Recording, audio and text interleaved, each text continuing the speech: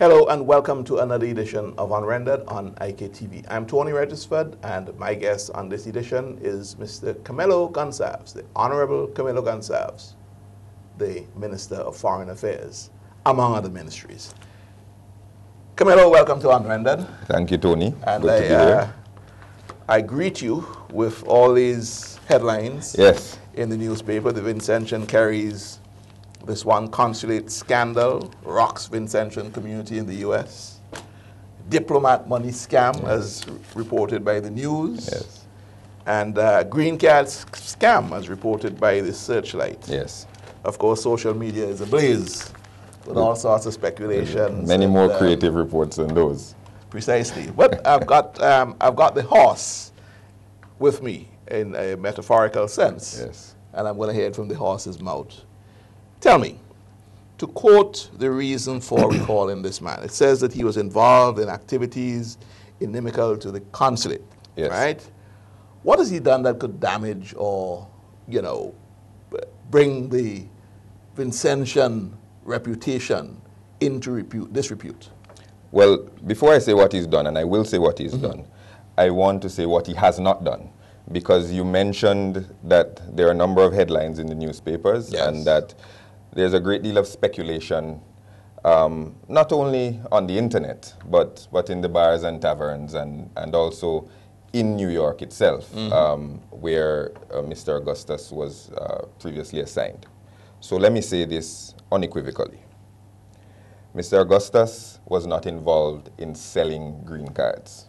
So that was one of the allegations. That was one of the allegations. Green cards. How do we know this? How do we know this? Well, the reason we know this is because we cannot sell green cards. The United States does not assign us green cards that we have in a drawer somewhere, that someone can come in and give us money for green cards. There's a process controlled by the State Department, by the Department of Homeland Affairs in the United States that governs the issuing of green cards. So there is absolutely no way that anybody could sell a green card. But couldn't he give people the impression, though, that, well, listen, come to me and I could get you a green card? Well, we'll get to that. We'll get to that, because that touches and concerns more what we do know.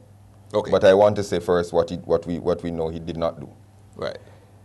Mr. Augustus, nor no one else, sold any Vincentian passports. Again, just like green cards, he has no access to Vincentian passports. The process for acquiring a passport, if you are in the diaspora, if you're in New York or Canada or London anywhere, you go there to the consulate or the High Commission, and they process your application, but they do not issue the passport. They don't have any passports in those offices. So what happens is, you come with your birth certificate, with your photographs, you complete your application, you pay your fee, you give your other supporting documents. They are processed there and sent down to the capital, where they are further scrutinized by immigration here before the decision is taken to either give or not give a passport. So what if, and I know we're going to come back and break this down point by point, but what if, you explain the process, what if Mr. Augustus, in fact, was not acting alone? Let's assume that, you know, he was trying to find some way of selling passports. And clearly with that process, he could not be acting alone if he was doing that. Impossible. Right? So I accept that. It's not that you have a passport in a drawer where he just pulls out, affixes your photograph, signs and stamps and all that. He couldn't do that. Right? But what if he was able to get other people involved, you know, along the different steps of this process? Have we cleared that is not something that has happened? Look, and yes, the answer is yes, we have cleared that. Mr. Augustus was not acting in concert with any other member of the government of St. Vincent and the Grenadines, nor was he acting in concert with any member of our immigration or police force. We have cleared that. Mr. Augustus, and we're currently looking at the number of applications for passports. There's an investigation underway, but what we can say for sure is that Mr. Augustus was not acting in concert with anybody. We have no evidence of that whatsoever.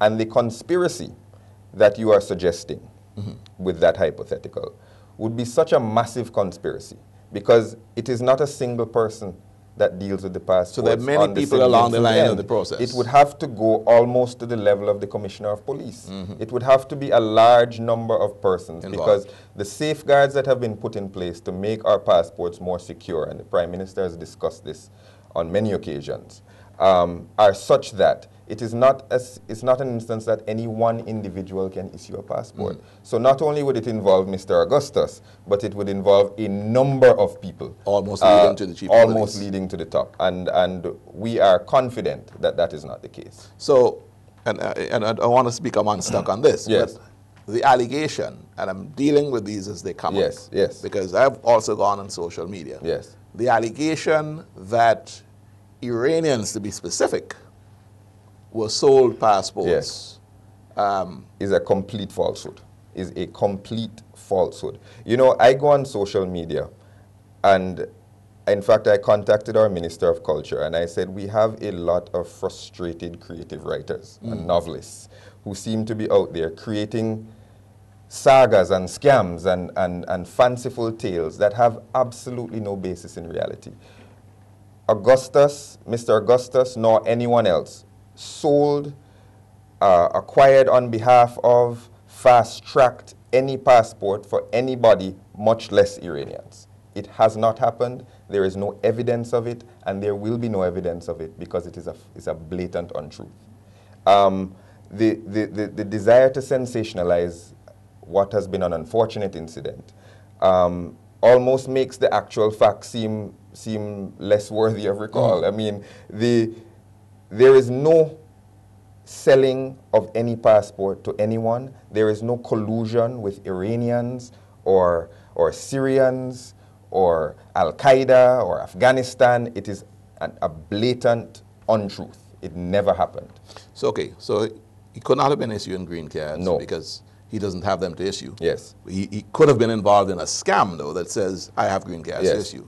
The passport one, you say, seems even more far-fetched because that would have involved a lot of people. It would have been a massive conspiracy. So it would have been a massive conspiracy. Yes. Could he have been, at the same time, knowing that he could not deliver, could he have been giving people the impression that I can get you a Vincentian passport? Well, could that have been another scam? Well, let me tell you what we do know, because we have done we've done some looking into what happened. First, let me tell you the process. Okay. Because people are saying that the government has taken a long time to respond and that they've left people in the dark, and it is because of this that speculation has run rampant. So on IKtv, you're breaking the ice? I'm breaking the ice on IKtv, yes. Very good. On Wednesday, I was overseas in the British Virgin Islands. I received reports on Wednesday evening last week that there was something untoward with Mr. Augustus. So this was Wednesday? Wednesday of last week. And that's while you were away? Yes, while I was away. On Thursday, I began to make calls on Wednesday night, but on Thursday, I began to get some more information. A lot of it at that time, allegations, rumor, hearsay, and all the rest of it. But enough smoke that I thought maybe there was a fire somewhere. Right. On Friday, I received confirmation of at least some of the claims that had been made against Mr. Augustus, and took the decision that Friday to recall Mr. Augustus. What were these claims? Right. What we know is that Mr. Augustus was holding himself out to members of the Vincentian diaspora in New York, whose immigration status is not regularized, who are out of status or don't have regular status for one reason or the other. He was holding himself out to them as being able to expedite the process by which they could regularize their status and get a green card. So he was suggesting to people that for a fee, he could either help them jump the queue to get a green card, or he could help them somehow navigate the labyrinth and get a green card. Let me ask you a question, and I want you to expand, but just at this point, was he acting in the capacity of the deputy consulate? In other words, was he wearing the hat of the office and saying, not me, Augustus, could do this, but the office could do this?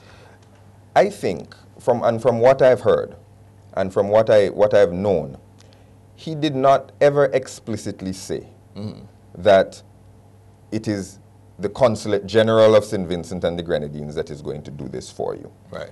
However, he did it clothed in his authority as the Deputy Consul General of St. Vincent. So people would think he's more credible. So people would have made the assumption that because of this connection, especially vulnerable people in the diaspora, especially people who may be somewhat desperate because their immigration situation, for one reason or the other, is not what they would like it to be. That's a continuum anyway. You know, that has been that way from time immemorial, and people get scammed like that. But it's a problem when it comes from. It's a problem when it comes from someone who's an employee of the Foreign Service. Now, what we know for sure is that no money exchanged hands. Well, what we know to date, let me not say what we know for sure, but what we know to date is that of the cases we are aware of, no money exchanged hands at the office of the consulate. People came to his private residence and money was paid to him to either expedite or facilitate this process towards getting a green card. Do you know if he was using any office stationery material to make this thing look solid?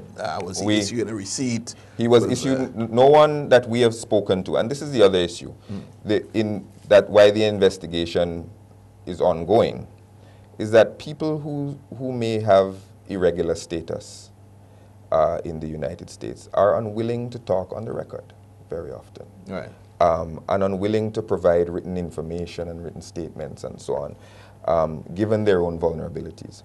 But the people that we've spoken to who are willing to speak on the record have indicated that they didn't receive any receipt or any official documentation from Mr. Augustus indicating that the consulate was officially involved in any way. But again, he's clothed in the authority of the consulate.